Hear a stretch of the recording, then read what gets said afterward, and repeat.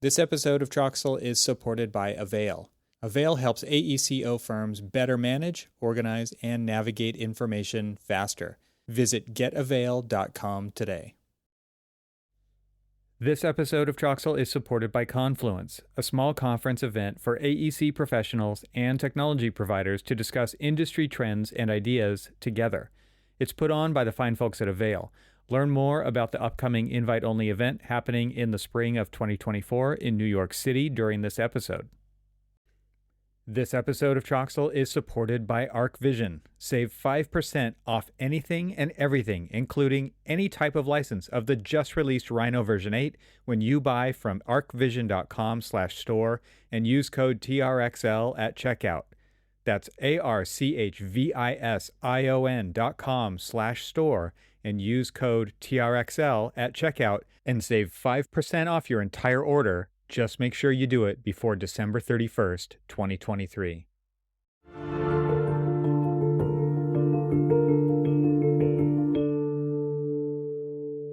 Hi, everyone. Welcome to the Troxel Podcast. I'm Evan Troxel. Some housekeeping before we get into this episode. I recently had the privilege of attending Autodesk University in Las Vegas, Nevada, and it's always great to meet members of the AEC community in person, especially Troxel Podcast guests. And speaking of them, there were a couple dozen at AU this year, and I even got to meet up with one of the guests from today's episode, Scott Thompson. I've recently put up a couple of posts on the website talking about my experience there this year, and one of those posts includes a bunch of selfies that I took with past guests of the show. I've also recorded an episode of my ArcaSpeak podcast where I talked more in depth about my experience. So if you want to know more about what I find valuable about attending AU or are interested to hear what I think about the conference in general, please go check all of those things out. I'll put links to all of them in the show notes for this episode. And that's a great reminder for me to tell you about the show notes. I actually put a lot into them, and they include things like the links mentioned during the episode. You can find them for every episode at trxl.co, and I would love it if you'd go there and click on one of the subscribe buttons to get them emailed to you each time a new episode comes out. As a bonus, you'll also get my AEC Tech newsletter that comes out a few times a month and really fills in the gaps about all of the things that are piquing my interest as I track the coevolution of AEC and technology. Okay, in this episode, I welcome Mehdi Nourbakhsh, Ph.D., and Scott Thompson. Mehdi is an author, speaker, and CEO of YegaTech, a technology consulting company in the AEC industry. With a decade of experience in research and development of innovative AI solutions in the AEC and manufacturing industry at YegaTech, Autodesk, and Georgia Tech, Mehdi brings a unique perspective to this space. He has developed several AI solutions that are used by tens of thousands of AEC and manufacturing professionals every day.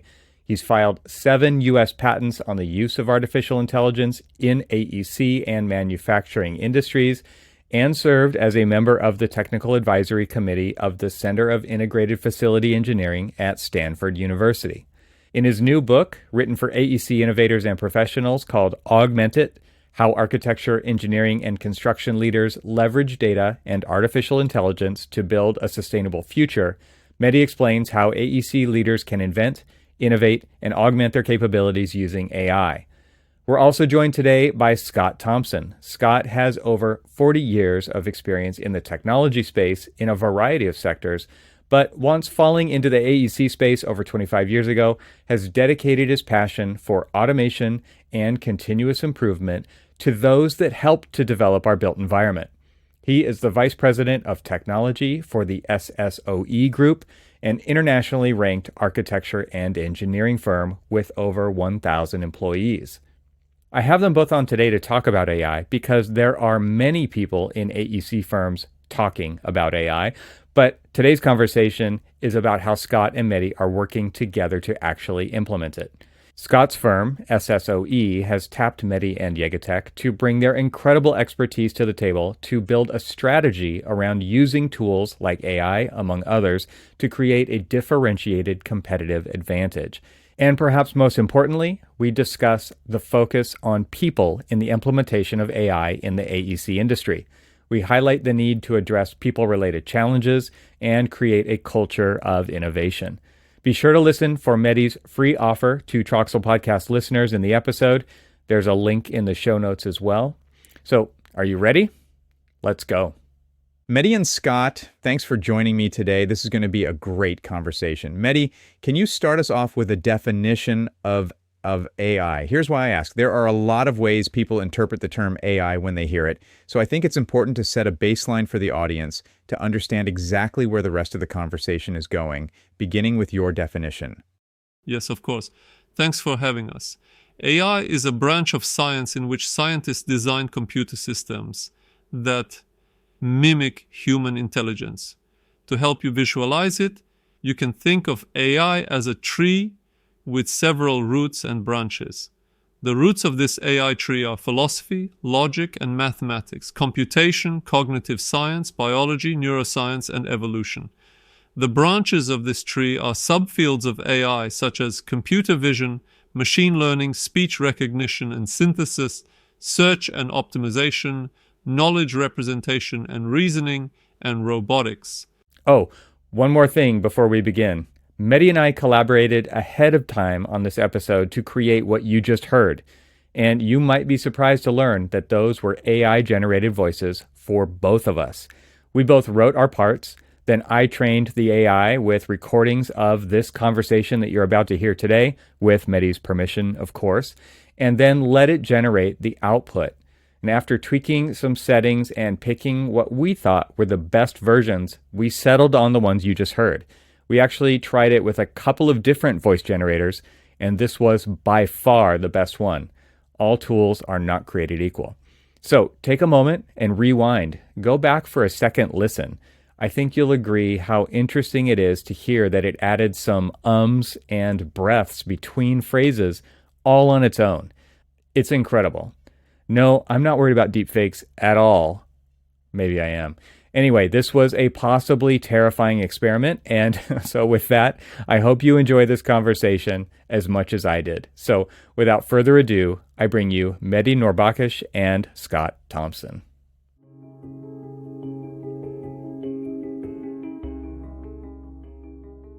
Mehdi, Scott, welcome to the Troxel Podcast. Great to have you here. Thanks for inviting us. Thanks for having us. And so obviously the topic is AI. And so we've already heard, Mehdi, your definition of AI, the AI version of you saying what the definition of AI is. And this is all laid out in your book. I'm going to hold it up here for the people watching on YouTube. It's called Augment It. And Mehdi, this is a fantastic book because it really just lays a foundation for us all to be on the same wavelength as far as what we're talking about, right? And then you go deeper. And so I think that's important. And that's why we did this little exercise up front, was to lay out the definition of what we're talking about, because it is so easy to interpret what AI could mean. And we hear other terms interchangeably with AI. We hear ML, we hear all kinds of stuff. And so your book really does a great job at breaking down, and you use the analogy of a tree with branches and roots and the different pieces that make up the whole thing of AI. But before we get to the book and before we get to what you and Scott have done together, I would love a little bit of a background. And Mehdi, let's start with you, of why you do what you do and how you got here. Yeah. So I'm a structure. I used to be a structural engineer and moved to construction. Started building what I used to design, and later did my Ph.D. in architecture and design computing. And this is where I got introduced to the beautiful world of AI, and found myself, working at Autodesk. I was part of a team that helped Autodesk to introduce AI to Autodesk. And I worked during my work at Autodesk. I worked with a lot of different architecture, engineering, construction companies, and I started seeing a pattern. Why some of the AI projects are successful, why some of them are not, and this is where I started putting them together in a framework. And this was the genesis of my book, Augment It. My goal really was to help the industry don't make the same mistakes over and over, and creating a framework that can help companies to create their own AI strategies, finding AI opportunities that gives them market differentiation, and start, looking at implementing AI and being more proactive than reactive about AI and new technologies that comes in. And for me, when I was writing my book, I interviewed like more than 50 people, and I asked them, what is your biggest fear for this industry? And a pattern that emerged was the slow pace of change in the industry. Mm. There are lots of new solutions and tools and things are coming in, but our industry is, very, some parts of the industry is very fixated the way that we used to work, and breaking that is really hard for people. So at YegaTech, my company, we're trying to help architecture, engineering, construction companies to look broader, to find areas of opportunities for themselves and help them to create a strategy around AI, create a action plan for AI, and help the people also in the organization to come along. Because if we can't change people's mindset, nothing is going to change in our industry. I just want to point out, too, that I had a conversation with Sam, your partner at YegaTech, yesterday. And so I will put a link to another podcast that I'm participating in called Confluence, where Randall and I interviewed her. And the topic there was around the governance of AI and ethics and copyright. And it was very much the other part of this very necessary conversation that all is intertwined as companies are dealing with adoption, right? So definitely check that out for the listeners of this show as well. Scott, can you give us an intro to yourself, your background, and where you're coming from? Absolutely. I've started digging around with computers, not because I was passionate about computers in about 78. It was a job that I could work at night while I was going to school. And I found that I'd probably make more money doing something with computer science than sociology, which was my passion and my first major. And I just I loved it because of the pace of change, because this industry does change all the time. And I'd love to be, be put in front of things that are always moving. Long story short, that was doing mainframe computers, et cetera. I ended up working in field of education. In fact, got a master's in educational technology, which does kind of work its way into computer science and why I love this work. Because when you look at education or education technology, it's all about identifying a performance problem or a learning problem. There's something that needs to be done. And it's not always going to be done through education. It could be a process, it could be environment, and you break things down. And so it's like that really resonated with me, which got into algorithms and doing coding, et cetera. Well, I ended up with an engineering firm many years ago, moved up to Portland, Oregon, and love it up here, and have stayed in the engineering field, mostly industrial engineering, working with engineers and architects in really helping them automate and become more efficient in utilizing tools for the built environment. And as Mehdi said, it's a challenge. It's a mindset challenge more than anything else. Sure, there's a technical challenge, but we all know that technology will change. It's the adoption and it's the people side of things. Then I find, maybe this goes back to the sociology, the most challenging part of this is getting folks to get excited by the opportunities and not be fearful of them. So I think it was about a year or so ago, I was coming back from a business trip and I was listening to a podcast. I don't even know what it was, but Mehdi was being interviewed. And it's like, wow, because at that time there's a lot of stuff coming out. We're just getting the signal to noise ratio has been absolutely horrible. But it's like, wow, for the first time, here's someone that's in my industry that understands this huge world, but in this space. And he spoke to it from perspective like someone who knew something about the industry. And I had never heard anything like that. I reached out to him and found out he had a book. I read the book, and then, boy, you know what? He hits the nail on the head here. And it really is a people problem. Yes, there's all sorts of things you can do and you can build it. But if you don't handle this people side of things, It's like any other technology. You're not going to get the value out of it. So, fast forward a little bit, I set up a meeting with him and our CEO and our COO down at his offices in San Francisco, probably about 6-7 months ago. Introduced them to Sam and to Mehdi. And we decided we're having an annual business planning. Let's bring Mehdi in because I knew that we wanted to do something with AI. Just wasn't sure what it was. Recognized that I could have all sorts of good ideas. And so thought, let's get some common language amongst the leadership. Mm-hmm. Get folks to understand what it is we're talking about before we start talking about it. And what we discovered was a really critical part of this. It's a really critical piece is getting that language and getting people to start not being fearful of it. And we can talk more about how that went because it was a phenomenal day. And there's a methodology that YegaTech uses, and I know they've repeated it over and over again. And I've talked with other customers of YegaTech. It works in getting to a point where now the problem is not, I'm afraid of AI, I don't want to use AI. Now it's like, I want AI and I need AI. So two sides of the problem. And I'm not sure which one I like more because now it's so high. So we've been involved in a relationship for a good year or so, one way or the other, and he's been a game changer for us. And I just love being able to see how we can make incremental and continuous improvement in an industry which is pretty slow to move. Yeah. So there's some themes here that mimic what I saw at the workshop that I participated in that you led, Mehdi, at the Confluence conference, right? And you took a poll at the beginning and you took a poll at the end. And maybe you can repeat the question here that you asked and the sentiment that you heard and the shift that occurred from beginning to end. And then we'll figure out what happened in the middle of how we got from here to there.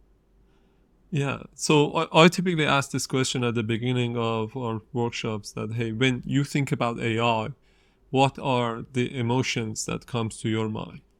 And there's a list of emotions that mostly people use, and we have a word cloud. And we ask the same question at the end of the workshop.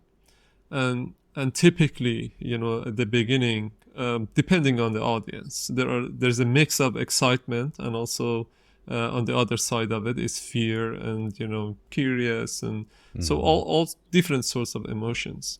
And when we go to the end of the workshop, this is typically different. And really the idea and the message here is that there are two things. One is by learning about something and by acting on that, we can change our emotion. And so the learning is a critical part. And the second piece of it is that a lot of people in the organization are fearful about AI. And now that we create that base level for the executives, how we can help other people in the company to do that. And lastly, it's about being able to move people from a fearful state into excitement state so that we can have a better conversation about what we can do and what are the new opportunities that we can build for the company. This episode is made possible with support from AVAIL. In a world where precision meets creativity, where every line drawn holds the power to innovate, people like you are shaping the future. But let's face it, in the realm of design, the unknown is your least favorite companion. You've been stranded on the island of inefficient software, lost in the fog of endless searching for the right content. It's time to embark on a new journey, a journey to clarity, efficiency, and design excellence. It's time to get off that island and away from the unknown. Introducing AVAIL, the beacon in your design odyssey. Say goodbye to the daunting 10 to 20 minutes wasted per search, the costly interruptions in your creative flow. With AVAIL, your team will zip through content discovery, focusing more on designing and less on searching. Imagine a world where you can stop constantly fighting the costly fires caused by pulling content from past projects, building from scratch, or relying on personal libraries. AVAIL isn't just a tool, it's a revolution for AECO firms. Organize, manage, and navigate your project information with a leader that's proven in reliability, relatability, and success. Join the ranks of the top AECO firms who've already chosen AVAIL. In just 30 days, you could deploy AVAIL and witness a dramatic reduction in costly design errors.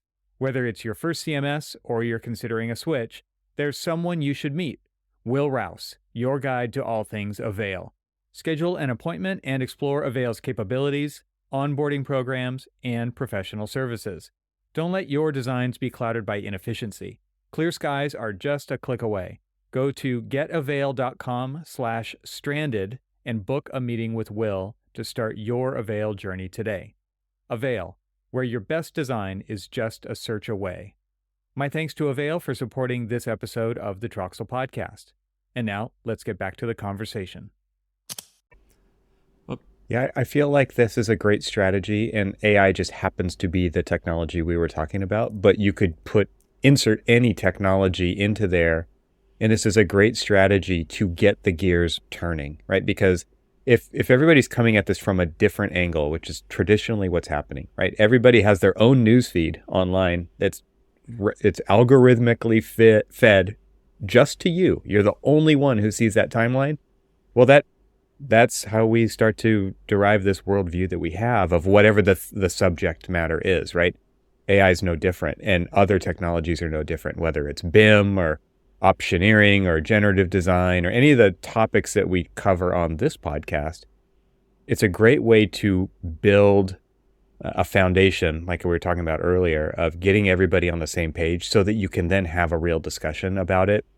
And you don't continually have people pulling in different directions, which is what we see time and time again in all sizes of firms, right? You've got people who like live and breathe this stuff, and then you have other people who won't touch it with a 10-foot pole, and everything in between, right? So I feel like it was really successful in that through the learning process about the branches and the tree and the roots and the different pieces of it, and really starting to educate people around what these subjects are that make up the field of AI. It gave everybody way more comfort that their wildest dreams or the biggest problems aren't going to occur. It's going to be somewhere in the middle. And so, Scott, I assume that you already alluded to the fact that this happened with your leadership, right?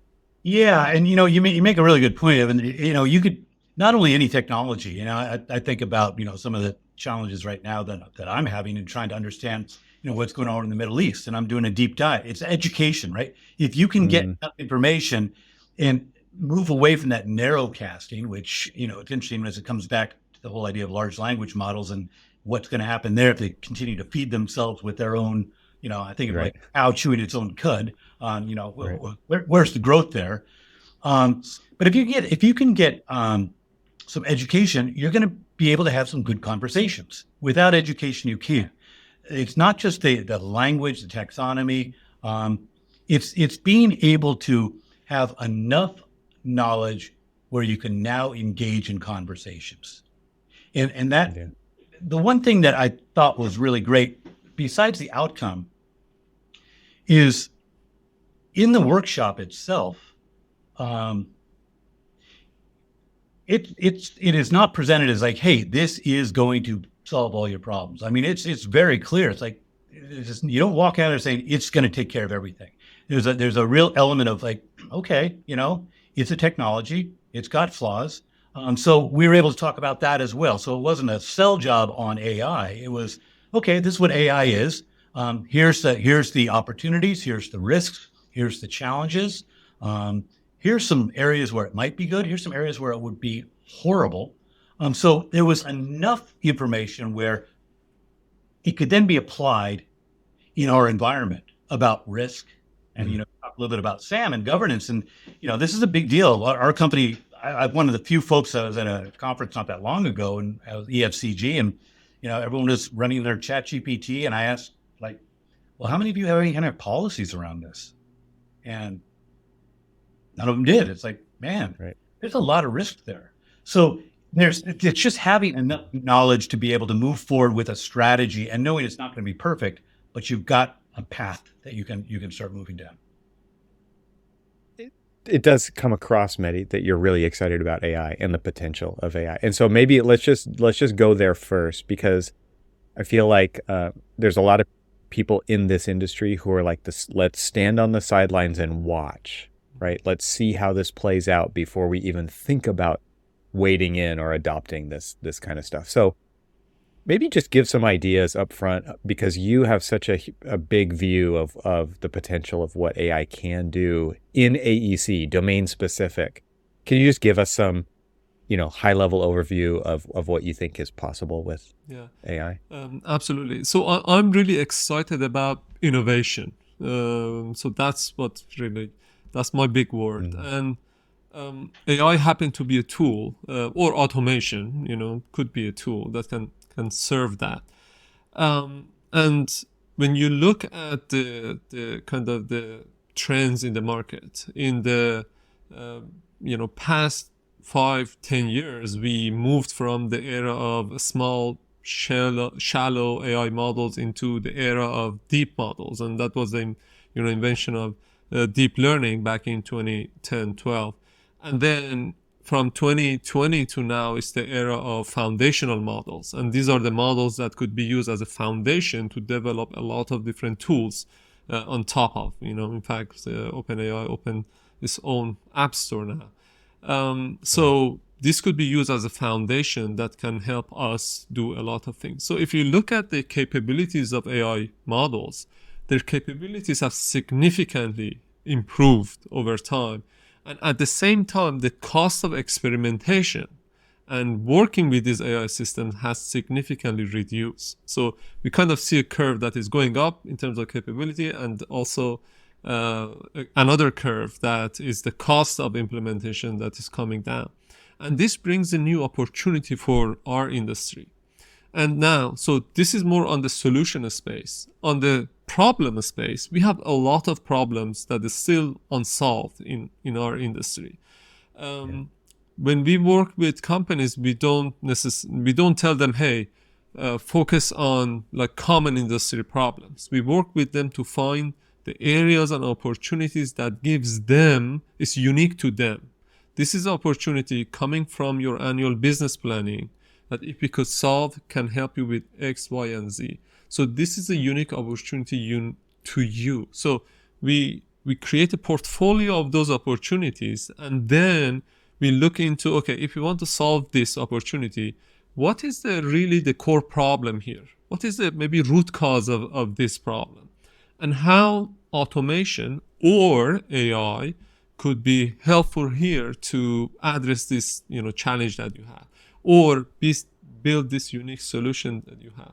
So combining like where we are in the technology space, which technology is cheaper and a lot more capable, with some of the unique problems and challenges that these companies have, this could give them a good starting point to invest in and to bring those capabilities in their companies. And the goal is not to do it once and you're done. You got to harvest these opportunities with your people over time. Every quarter, every 6 months, you do this again and again. And eventually you're going to improve your companies, bring your people along, and help this industry to move forward.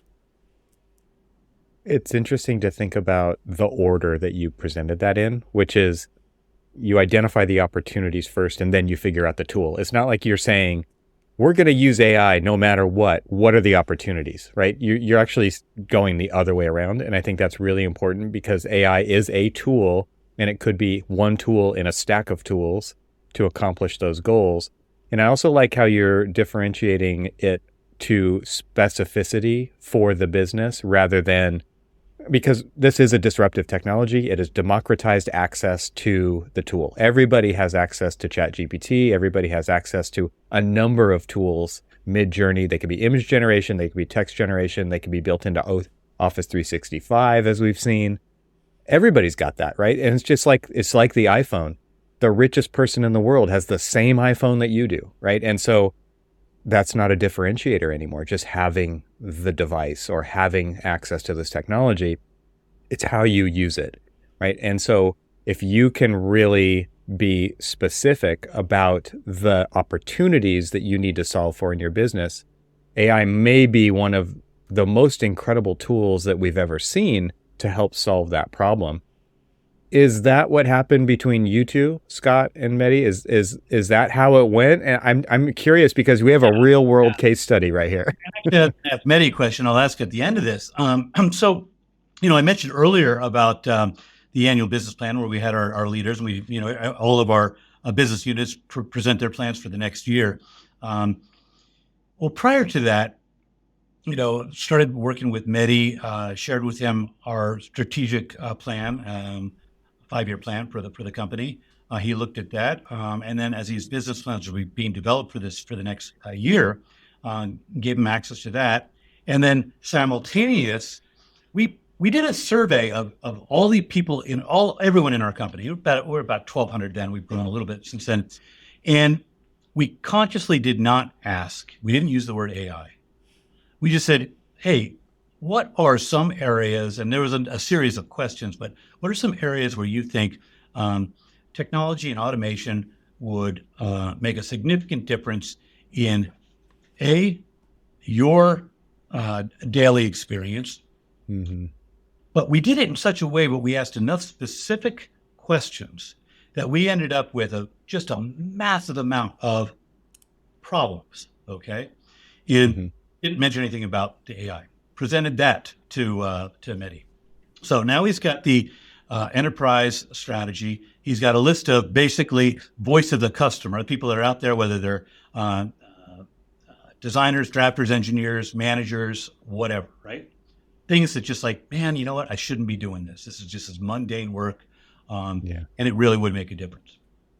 So with that, at this business workshop, we put together, I think, 4 or 5 different scenarios based on that. And we had randomly people sitting at tables, and they each had one of these scenarios. And after all of this baseline understanding of what is this, then we had basically an exercise where each table had to come up with a poster of, here's the problem.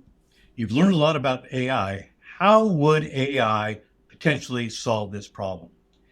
And it was fascinating because we ended up with some pretty interesting ideas. There's no way we ever would have gotten them, mostly because you don't get people together and do that kind of like brainstorming very often. And we actually, Mehdi might feel different, but we actually thought, okay, well, this is going to be the foundation of the work that we're doing. Well, there were BHAGs. I mean, obviously, everyone was dreaming really big. And there's just like, as soon as we saw them, it's like, no, we're not. We might be able to do some of these things. But coincidentally, after this workshop was over, I mean, I was inundated, as were others, with, well, wait, I want to talk about this. We didn't get a chance to talk about this problem and this problem. So we did a bit of a pivot, and this was not part of the original plan. And I don't know if Mehdi's done this with any of his other customers, where we had basically what I'll call it an 8-week sprint, where we took 3 to 4 people from each of our business units and each of our corporate departments and did a pretty guided step through of, okay, for your business unit, for your department, let's do the same thing. Come up with 3 problems that you'd like to solve, okay? And so YegaTech helped these individuals. We had a facilitator that Mehdi and Sam trained so they could kind of help lead people through this, but Mehdi and YegaTech were there to kind of walk through this with certain deliverables. So at the end of this, they had basically 3 ideas that had been, we've identified what the problem is, and here's where AI might fit into it. Some really interesting ideas, things that I never would have thought of, but they were very clearly coming from our customers. And so where we are right now is we've kind of selected the best of those, and we're starting to evaluate we've actually put them in front of our leadership to look at how real of a business problem is this. And now we're going down the path of, okay, is this something that AI really would solve? Because these were not AI specialists. They're engineers and IT folks and administrative assistants. But we're taking those, and now we're starting to do some basically rating of those of, okay, capability, possibility with the data, et cetera. And, Mehdi and I had a conversation this morning. Okay, a lot of these things, they're definitely problems. There's no question about it. Do you need AI for it? Maybe for that last 15%, if it's worth it. Right. But what we've gained is enough knowledge about the problems and how AI could potentially do it. I'll go back and say one more thing. This whole idea of focusing on a specific problem for the industry or for our company, I think that really is critical because even, from an industry level, there's going to be solutions that are out there that they're being developed right now. Some of the ideas that were brought up, they weren't even AEC industry specific. It was just like, okay, well, because it might be from a corporate department. Great. We're not going to build that thing. There's other people that can do that. But even in our own industry, I think of like one of them that, we've talked about clash detection. If everyone could use clash detection, it would be great. But clash detection is a horrible set of tools right now. People don't use it because you get too many false positives, right? And, I think that Mehdi is talking in the book, and you hear it in other places, the classic cat, dog. Is it a clash? Is it not a clash? Is it a clash? Is it not a clash? Well, if there's ever any one area where you could get some value, it's like, man, if you had a learning tool that knew what a clash was, because these things don't learn, then people would use it and quality would be better. And then you'd have far less RFIs. Your customers would be happier as well. But then you get to this point of going, okay, well, we're not the only ones that are suffering from this problem. Right. Someone's got to be working on that. So is it worth our time and investment to look at building a clash detection AI tool? So now we're at this point of like, and it's a really interesting point of trying to forecast where the industry is going. So we're not necessarily inventing something that Microsoft with billions of dollars or Autodesk with, millions of dollars is. And sitting where I sit, I've seen that exact thing happen where all of the firms have identified this problem and they've all gone about solving it their own way, and they're all duplicating the effort, and they come together at an annual meeting and they're like, is anybody else having this problem? Because they think they're the only ones, and everybody has the same problem. It's like, oh, well, I designed this bespoke thing to accomplish that task, and oh, guess what? Everybody else did too. And so it's also, as an industry, AEC industry, it would be fantastic if there was a way that we could communicate with everybody else out there to throw these ideas out, to say, like, what's going on here and who's tackling this and who isn't, and is this just something that we should just buy rather than develop, right? And that level of communication is lacking as well. And if I can, that is a real challenge, because there's, again, you talk about that signal to noise ratio. There's no way you can keep up with everything. There's just no way. And another example that's like, hey, we're not going to do this, and now we're evaluating a commercial product is, boy, if you could have a large language model for codes, right? So you can start to keep track of all that. Oh yeah. So it's like, okay, wouldn't it be great? Well, we're not going to build it. Someone's going to build it, and we're going to, subscribe to it. So we're about ready to start an evaluation of Uptime's Copilot because it's out there. But it's hard to forecast what's going to be out there, and you don't want to be too tentative. And if you can get enough gain in a short period of time before product, is out there, then maybe it's worth it to do it yourself. Mehdi, you have anything to add to what Scott was saying there? It's just want to echo what Scott said. It's really, when it comes to the end, like when you have a portfolio of opportunities, that's like a decision time. What are the things that you need to invest in so that it can accelerate your business strategy, or what are the things that you got to kind of hold off? Vince DiPafi, the CEO of SSOE, has a quote that I really, really like, which is like, AI is not your strategy. AI is the accelerator of your business strategy. And, thinking about how some of these opportunities might give you that, differentiation in the market is the key. So when it comes to it, you've got to think about where the industry is going, where all the tech trends are moving to, and what are the things that is unique to you and can help you differentiate yourself in the market. This episode is made possible with support from Confluence. Picture this: October 2019, Lexington, Kentucky, the birthplace of Confluence, a place where tech leaders AEC product developers and practitioners came together for 3 transformative days. It was more than a conference. It was a confluence of ideas, discussions, and unforgettable social experiences. Since then, over 200 attendees have experienced the magic of Confluence. I've had the privilege of being part of 3 of these remarkable gatherings, 2 in Kentucky and 1 in Orange County, each one a melting pot of learning, collaboration, and camaraderie around a topic shaping our industry. And now we're thrilled to announce the next Regional Confluence event in April 2024 in the vibrant heart of New York City. This time, we dive deep into the realms of AI and machine learning, unraveling their mysteries and potentials in our industry. Are you interested in being part of this exciting journey? To continue the conversation? To shape the future? Visit the link in the show notes for more details. Confluence, where ideas flow, connections form, and the future of AEC technology is shaped, one conversation at a time. My thanks to Confluence for supporting this episode of the Troxel Podcast. And now, let's get back to the conversation. How important is it to start small with this? So I can only imagine, Scott, like the number of projects that came out, the opportunities, and the variation of scale of those projects, right? There's like the moonshot projects, but there's also like the really small automation stuff or the AI-based stuff, or any other tool, I guess. But Mehdi, when it comes to small wins to build momentum and also to start plugging in issues with governance and risk and all of those things along the way, I mean, I guess I'm kind of painting a picture here. I want you to actually paint the picture of how important is it to start small, or is it like all in? Like, could you give us an idea of the types of recommendations that you make firms who, because we have to recognize that adoption is hard. We have to build traction over time so that we can get to scale.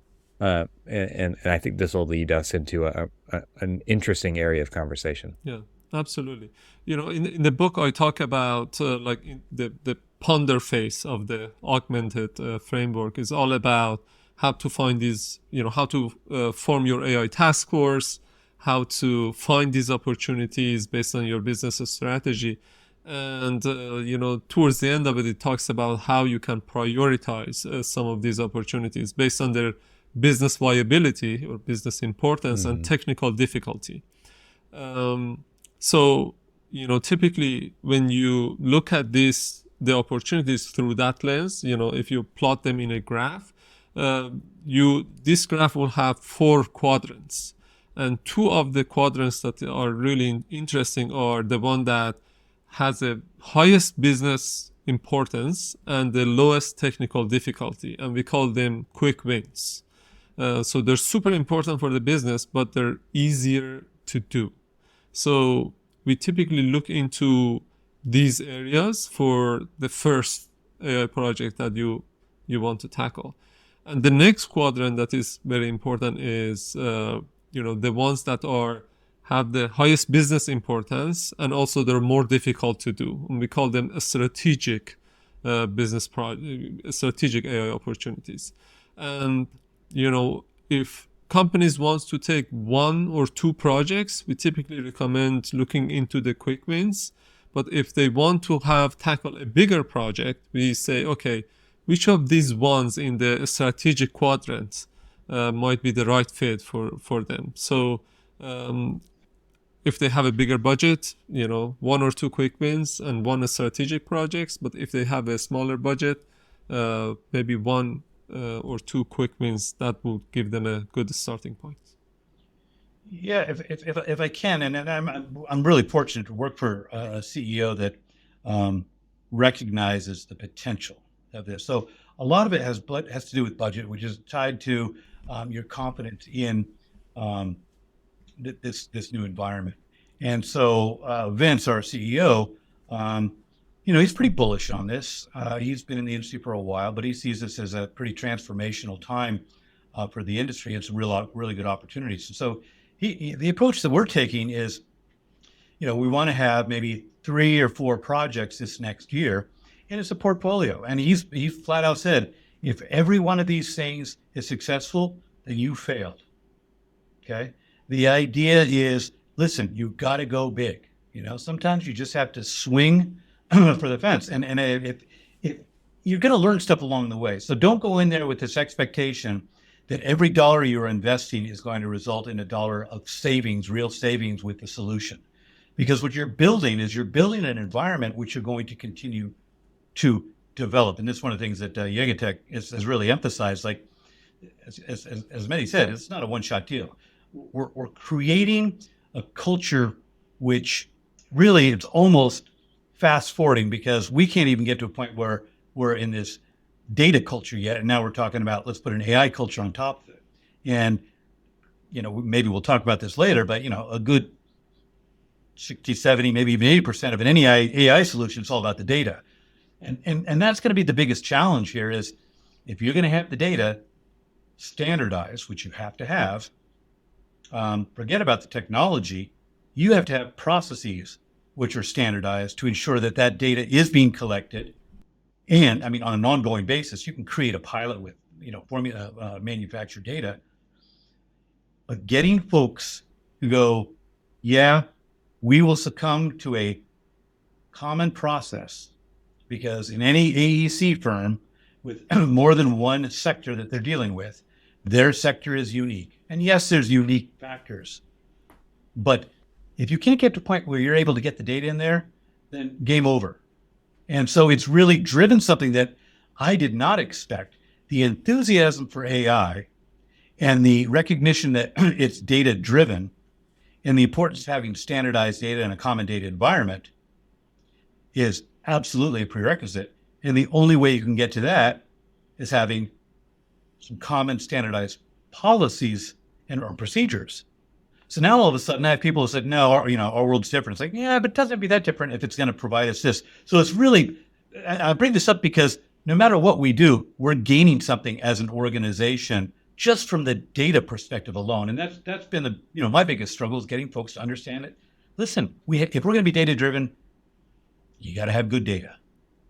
Yeah, you got to start with that foundation. Yeah. And so that's interesting to me to hear you say that just by going through that process, it's made you a better organization, right? You don't even know if you're going to be successful with whatever initiatives that you're going to go, because you do learn through failure. I think it's really interesting that Vince is coming at it with that attitude, which is like swing for the fences and don't, of course, we're going to fail along the way. We have to assume that we will and we're not, because one of the things that I've lived through in the past is, what's the ROI on this? And that is a crystal ball kind of a question. And to me, as a designer of architecture, my response is cynical response is, well, what's the ROI of design? Like you can't really put a number on it, right? Like and you have to go through it even to find out whether things are going to work or not. And again, assume things are going to fail along the way. So I think that all of that is really interesting. And it's great to hear the real life experience that you're sharing there, because I think a lot of listeners are going to be thinking about all of this. And it's great to hear kind of the things that they can expect to encounter along this path. How important is it? I'd love to hear both of you respond to this. How important is it for the leader of the organization to buy into this vision? Is it critical? Or, because there's oftentimes we either see a top-down kind of initiatives, but we also see bottom-up grassroots kind of initiatives.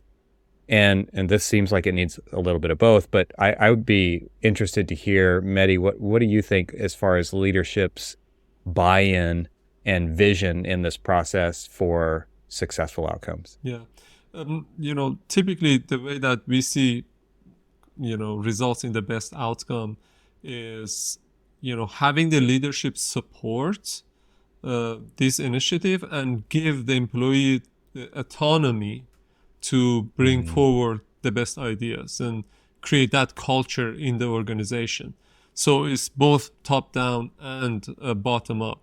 Oftentimes the wrong way of doing this is that the people at the high level get together and say, okay, these are 3 areas that we should be focusing on.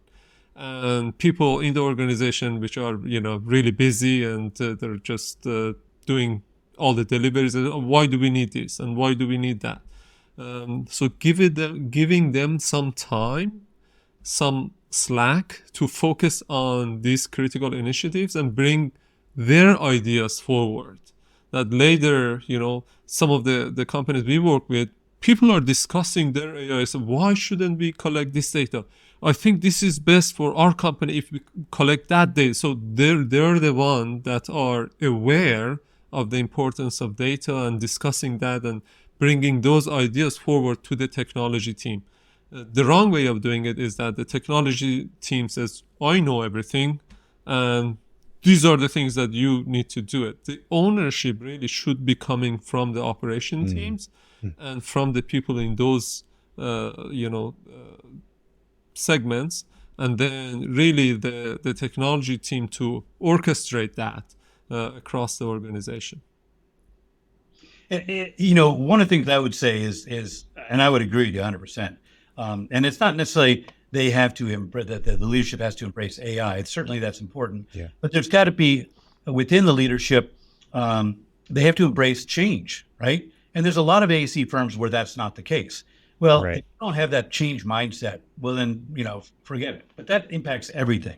So the change is important. The AI, yes, having enough knowledge, because there is some other concerns about that with jobs, et cetera. So being able to communicate this, it was interesting when this actually came up for the first time. It was at a shareholder meeting a year ago, I guess it was. Vince, I got advance notice of what he was going to say during his shareholder speech, and he said, "Oh, it's all about AI." And it was like, advance notice means about 10 minutes before it. And I went to the board and go, okay, this is going to, basically what he did is he lit a match in a room, and I don't think he knew what was going to happen. But, he basically said, listen, it's not going to be other AEC firms that put us out of business. It's going to be technology firms. If we don't get involved, someone else will take it. And we're seeing that. There's a lot of technology firms that are now getting into business because it's a lot easier than trying to sell this technology to the businesses. So this idea of having a change mindset, someone who's looking forward, someone who's willing to take some risks. Clearly, yes, we want to swing for the wall. We also want to have some small wins. So it's a portfolio side of things. But what Mehdi said there is absolutely critical. The folks that are going to be impacted most by this are the folks that oftentimes are not spoken to. And if you don't get that buy-in or a level of excitement or a sense of ownership of, yeah, they're addressing my problem, then it's not going to work. My number one goal, I remember Vince asking me, what's the ideal outcome from this business planning workshop with AI? I said, I'll be honest. The best outcome for me is that you've got the leadership of the organization sitting at tables, working through a business problem collaboratively. I don't care what comes out of that. Yeah. That process, which is we can get people to start stepping away from, I've got this deliverable, and start thinking about, we've got a problem, and work across the aisle with other engineers or even administrative folks and get their ideas.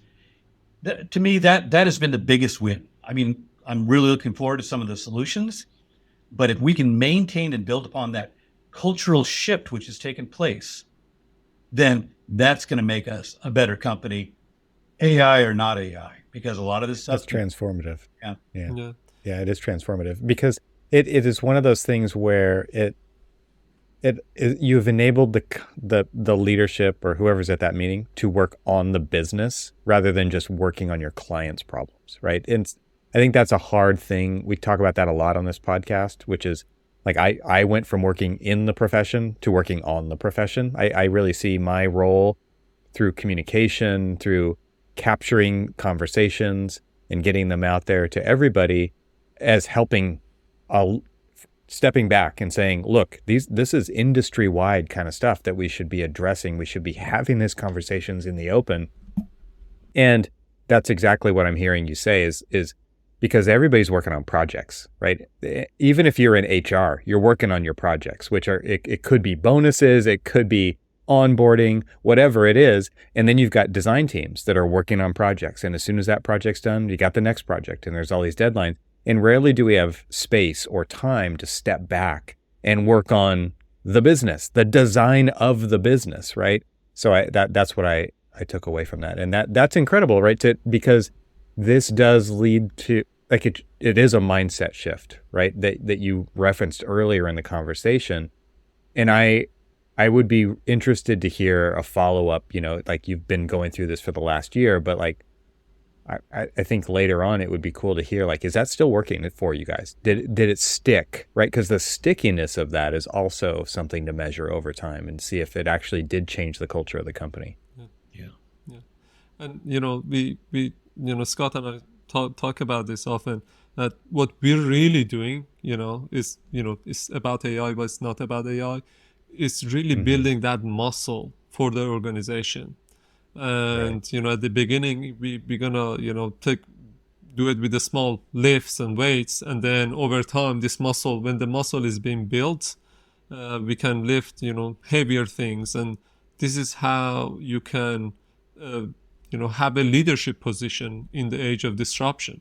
This year happened to be AI. 2 years from now, who knows what's going to come? Right. And being able to continue that path forward is critical. This episode is made possible in collaboration with ArcVision. Are you planning on getting software before the year ends? Maybe you need to use your budget in 2023 or want to upgrade to something new, like the just released Rhino version 8. Rhino 8 introduces amazing new tools for architectural design. One standout feature is the push-pull tools, which are incredibly powerful and even work on curved surfaces. The new inset command and auto seaplane tools enhance the architectural modeling experience. There are also new features like auto-updating clipping section drawings, shrink wrap, which is amazing for 3D printing, and new display types, including a fast and beautiful built-in render engine. Rhino also now supports new Grasshopper data types, and bonus, upgrades from any older version of Rhino are currently 33% off for a limited time. By purchasing anything at arcvision.com/store and using the code TRXL at checkout, you can not only support Troxel, but you'll also get 5% off your order. ArcVision is an authorized reseller of Rhino, SketchUp, Enscape, V-Ray, and more. So whether you're a student, an individual practitioner, or part of a firm with multiple licenses, if you're looking to buy architectural software before the end of 2023, visit arcvision.com/store and use code TRXL at checkout and save 5% off your order. The link will also be in the show notes. My thanks to ArcVision for collaborating with the Troxel podcast. And now let's get back to the conversation. That idea of building the muscle is key, because this has got to be one of those things where, Scott, like you had a little bit of a vision of the best possible outcome of this, but what is the ROI on hiring YegaTech to come in to do this workshop? Right. Like, you could have never have foreseen the transformative change in your business and the way people get together and the way that you are starting to tackle problems versus the way that you used to. And I don't know how different it is, but it sounds different, right? Like, that is a business, that's an advantage that you have now that you didn't have. Pam had actually put something on it was one of her LinkedIn posts, and it stuck with me. Both she and I use analogies maybe to a fault, but she had this very interesting analogy about when the movie industry went from silent to the talkies, and how it just disrupted everything, and that you're going down this path, and you have to recognize you don't know what's going to happen, and you have to get a certain level of comfort of, well, it's classic, be agile, right? Now, when you start dealing with an engineering firm and you're asking them to be agile, we do lean. We're trying to be as lean as possible using lean technologies, et cetera, and the lean methodologies. But now when you're starting to talk about, hey, you're successful only if you have some failure, right? You try to tell an engineer, yeah, totally, basically are doing this iterative stuff, and it's not going to be perfect. It is a cultural clash. Yeah, it is uncomfortable, to say the least. But because some of them pick up on it and some of them don't, and some of them never will, and that's okay. But it's those things that I did not expect to encounter. Of like, okay, I'm been doing IT. I know that you do these iterative things. You don't do the waterfall approach anymore. But trying to bring that to your internal customers and go, now we're engaging you in the process. And they have to get comfortable with stuff that's been the sausage making in the back. They've always been given, this nice sausage that's like, hey, it tastes great. They have no idea all the misery that you have to go through and the failures. And again, engineers do not want to fail.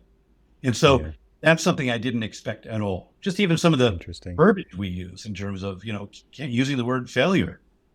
It's interesting to me because you mentioned it early on in the conversation, Scott. It was like you have to focus on the people in this problem. You don't focus on the technology. You don't even necessarily have to focus on what the opportunities are and the risks are. It's like the goal is to get back and get to the people. And Mehdi, this is something that came up during the workshop that I participated in as well, right? And this is really like the big takeaway was you have to focus on the people.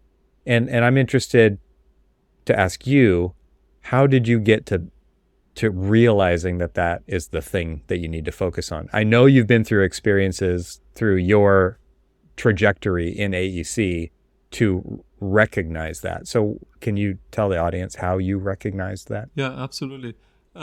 So the kind of the mindset shift that Scott talked about from waterfall to agile. So I used to be a structural engineer, I felt that. And when I went to working for a tech company, I was like, oh my God, what is this? And as I work more and more on projects, I realized that most of AI problems are not AI tech problems. They're people problems. People don't share data because they're afraid that if they share their data, they're going to go out of job. People kind of hoard data or put bad data in the system. And, it's easy to say, hey, yeah, this AI project failed. But if you go deep and ask why question 5 times, most of the time you get to people. And if you think about the level of complexity, technology, process, and people, the most complex part is the people part. And that is often the root cause of all the problems. And until we don't address that, we have the best data pipelines and technologies and everything in the world of IT is being built. And there's no question around that. They're being built. We can use them. We can leverage them. But until we don't solve the people problem, nothing is going to change.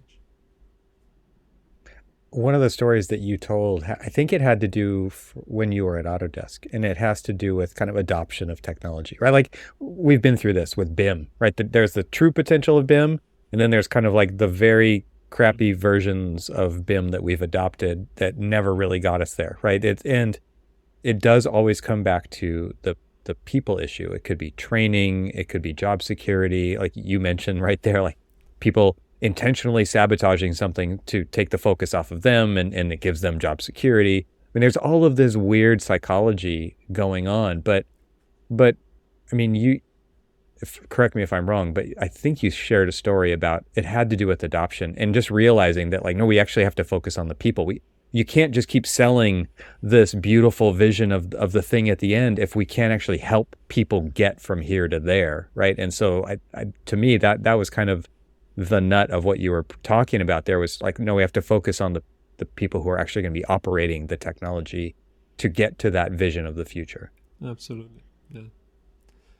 Yeah. Interesting because, like a lot of AEC firms, I mean, we've adopted BIM. We've, gone from the, BIM 360 to ACC. All of our projects are running out there right now. And there's, as you mentioned, there's just so much more potential, right? And I would say there's a lot of reasons that is a struggle for people to change. But I'd say the primary reason is most people are thinking like this, what's in it for me? Now, when you're starting to talk about a lot of these solutions, you're talking about the greater good of the company as a whole. You may have a solution. BIM is a great example. If someone's got a process for doing RFIs through the mail and it's working great for them, why should I change? This new thing's not necessarily going to make my job any easier. Specifically, it may not. It may even make my job a little bit more difficult. But if you step back a little bit and you try to figure out how you connect the individual to the mission of the company, and that's a whole nother issue. It's like, well, why do I care about the company? I care about my job. Well, because you don't have a job if the company's not moving forward. So trying to close that gap and saying, listen, we're asking you to change. It may not necessarily going to make your day-to-day job more efficient. That's a classic theory of constraints, right? Not everything's going to work at an optimal level for an optimal system to work. So you have to help people understand that you don't want to use the words of cog in a system, but we're all cog, right?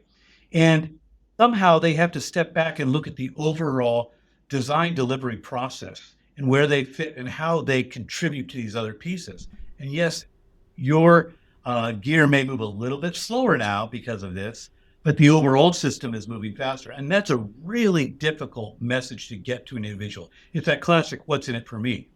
And it's an important thing to not forget, because any change is going to require someone to become less efficient, certainly in the short run. And no one wants to become less efficient when they have more work coming at them. Yeah, right. Mehdi, what are we missing here that is a major point that really makes sense to talk about in this podcast regarding the content that's in your book or the workshop? I keep rethinking about the shift that happened in sentiment from the beginning to the end, and how you reinforced that shift the whole way through and really held people's hands and worked directly with us as groups of individuals to talk things through. But what else is there that we really need to talk about today, just to start wrapping things up here? I think one of the things that is missing, and we talked about a little bit today, is about at the industry level, because as we are working with other companies, as I said, they all have the same. They're looking for the same problems that somebody else should solve that. I think what we did during the workshop, and I'm a big believer on that, is to having a space for conversation, to create a space where industry leaders like Scott, Vince, and you even, and all of us can come together and talk about things that really matters to the industry, to learn from the lessons, to see what is working and what is not working. And having that space, we go to these conferences and, we are in the consumption, era, when you have 3 seconds after watching a movie to not go to the next movie. And we just consume, but we don't have time to reflect, and we don't have time to think, and we don't have time to talk to each other. You go to a conference, you get bombarded by, all the information. And for that, we are creating a small community of people in the industry, AI practitioners, to come together and talk about things and, have a discussion about what is working and what is not working. And I think this is critical for our industry. And, I think, later this year and early next year, we're going to be launching this community and gathering people together to really talk about things that matters to the industry and really helping each other to move this industry forward. That's fantastic. I hope that you will ping me when you're ready to do that, and I will help you get the word out about that community, about getting people involved in it, because I'm sure people who are listening today will want to be a part of that if they are interested. What you were just saying there reminded me of something I wanted to bring up earlier, but then forgot, which was I had a leader in a company that I was working at, and it was at this point in my life when it became clear the difference between leadership and management, kind of going back to the earlier part of our conversation where I was asking about the importance of vision and leadership. And Mehdi, you said that, create the vision, set the problem, and then let people act and have their autonomy in doing it. Create that space, right? That's how you put it. And this leader in my life said, look, you can do whatever you want to do. Like, you're going to think of things that I have never thought of.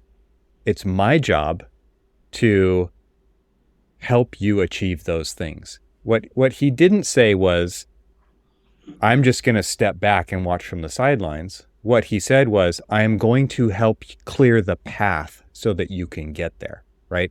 And to me, like, there's a sense of giving autonomy to people so that they feel like they can own the process and they can fail and they can succeed and do all of those really important things. But to have that advocate there as well, who actually, if there's roadblocks, they clear them on your behalf so that you can achieve the vision that you have, the trajectory that you have, the ownership that you can, the full potential of that, I think is super, super important. And to me, like, that's what I think of when I think of leadership. I think of somebody who says, I've got the vision, or I loosely see what the possibility here is. You're going to execute it, but I'm going to help you execute it by clearing the path for you so that you can actually make it happen. And that, we don't see that enough. And so I just want to throw that out there, because those are the kind of people, the technologists, the doers, the people with rolling up their sleeves and getting their hands dirty, need to look for those people. It really helps if you can identify who those people are in your company so that they can help you get to where you see things needing to go. 100%, 100%. It's interesting, just, because we're at this stage of our project right now where, Mehdi has done a tremendous job of getting to this point of, okay, the ideation and getting to a point like, okay, these are projects you should pursue. Well, YegaTech, they're not going to implement it for us. So we're working with another firm and possibly looking at having them do the implement. We're not going to hire a bunch of ML engineers. That's not, if you talk about starting slow, so the last thing you want to do is hire a bunch of AI specialists. There's people out there that do that, and there's good people that do that.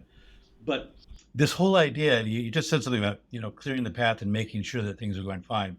And I haven't even shared this with Mehdi yet, but, one of my biggest concerns is going from this state of enthusiasm, ideation, opportunities, creating this environment, and then you go to the implementation, and that is a radically different space.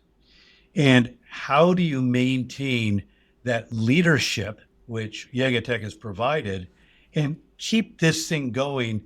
Let the implementers implement, but put it all in the context of, listen, this all, someone who's going to have that context of the whole journey. And, I'm hoping that Mehdi and I can spend some time next week in Vegas at AU, and maybe talk a little bit about what does that look like for YegaTech. And you've probably been through it, Mehdi, but I do think about this can't be a handoff and then see you later, right? As you said, it's got a stain, and I want to make sure that we keep that going so we can continue to build upon this culture. Yeah, absolutely. No yawning, Mehdi. Can't yawn. No, I was coughing. Sorry. I guess it's a allergic reaction to dust. So, the journey continues. When you start this, there is no stopping point. And I always think about this journey as like the way that Warren Buffett think about the investment. In the first couple of years, your investment is going to look like flat. But as you do this more and more, you get your exponential return on investment. And that is creating true culture of innovation for the company and creating that true environment where you don't need to hire any other employees, and people beg to work for your company. And this doesn't come like quickly, and you got to keep working and keep building that environment and that culture, because these are the companies that the young generations wants to work on, not the other companies that we've been doing this for 50 years. So we're going to continue doing that. So the journey continues. Absolutely. Yeah, absolutely. If I can, and you can edit this out if you'd like, but I would say something to you, because one of the things that Mehdi is looking at doing is building this community. Okay, and our industry is as paranoid as any industry anywhere, right? I mean, there is so much paranoia about working with each other, and we have an opportunity here with AI because everyone's in the same boat. Everyone's trying to figure this out. And I've had some great conversations with other leadership from other AEC firms. And I said, listen, let's not be protective. Let's share what the opportunities are, what the challenges are. Let's learn from each other. And so much so that I actually had a meeting yesterday. I set up a meeting with another firm to bring my security folks and their security folks together. Okay. Again, here's something that's facing the industry, and we're all working in our silos thinking that we've got it figured out. And if we can cross that, it's all about, which is one of the things that, you're doing with this, is you're building this community. And if we can build that community and not be so fearful of competition, how this is going to impact us winning a project. And there's ways to do that. There's some real important things that have to be addressed in this industry that are not going to be addressed by a single company. It's just not going to be solved. And I would encourage, all the listeners to start reaching out to other firms and say, hey, what are you doing over here? People want to share and they want to learn. And it's not like I'm an expert and you're not. It's let's share some of the misery, some of the excitement, some of the challenges, how we've addressed them, whether it's security, whether it's AI. It's really critical to the industry that we join forces and really make the industry much stronger. I always think about it as a parent. I think about my kids and I think about how I give them advice and I give them shortcuts because I've learned things throughout the years, and I want them to pick up where I leave off, right? I don't want them to have to reinvent the wheel of family and finances and all of this stuff, right? I wish we'd treat business more like that, which is like, I'm going to be as helpful as I possibly can and not protect my own stuff so that I have this security, but I'm actively looking to make sure the next generation is successful. I wish we could see a lot more of that. Enough work out there for everyone. And just want to add to what Scott said. One word that came out for me was competition. And so I want to double down on that. What is really this competition? Who are we competing against? I don't think that we are competing against each other in the AEC industry. I think we are competing against a tech company who hasn't entered the industry and will be interested 3 years from now, 5 years from now, with $20 billion budget to enter this industry. That's the competition. So we can choose. You're spot on. You're spot on. Yeah, I agree with that. That's a great place, I think, to wrap this up. Scott, I absolutely will not cut that last part out. That was fantastic. I appreciate you bringing that up. And this was a really fantastic conversation. YegaTech.com is the website where you can get in touch with Mehdi. I'll put a link to Mehdi's LinkedIn. Scott, I will put contact information in the show notes as well if you want to talk to Scott and get an idea of even more of the story of maybe what they went through, because I'm sure he's an advocate of the process. And the book is Augment It. And Mehdi, this has been a fantastic journey. I can't wait to see where this goes. I mean, this is one of those moments in history, and people have said this is not original at all. It's like the next iPhone moment is how people are kind of categorizing it. And I think it's really interesting, right? Because I can't even imagine what the next 3 years are going to be like at the pace that we're seeing things come out. And so it's really exciting to watch, and it's really exciting to get to talk to experts like you two about how you're actually implementing and dealing with this change that needs to happen and having success with that. So I applaud you both. Thank you so much for joining me on the podcast today. And until next time. Great. Take care. Thank you very much. Thank you so much. And if there's a chance that your audience can go to our website and download the AI workbook, which has all the instructions on how to bring AI to your company on your own pace, and mention your podcast, we'll give them signed copies of the book, US only. So that's also an offer that we put on the table. Awesome. That's very cool. All right. Well, YegaTech.com. And is there a specific addition to that URL where people should go to get in touch with you? Yes, I'm going to put that in here. YegaTech.com/free-resources. And great. That's an offer that anyone listening, you'd be foolish not to take them up. I mean, even because I had the workbook and that's free, but to get a copy of the book, it really is a valuable resource on learning about this journey. So I would really encourage all your listeners, get the book. Don't be afraid. Reach out to Mehdi, talk with me. I'd love to share our stories, and I'm sure that you can share some stories with me as well. So here to learn. Absolutely. Well, thanks for writing the book, Mehdi. It is a fantastic resource, and I also encourage the listeners to grab a copy of that, and I'll have a link to that in the show notes as well. So until next time, thank you both. Thank you. All right. Take care. All right. Thanks to our sponsors, and thanks to our members this week. Find out how you can become a member at trxl.co, and I'll talk to you again next week.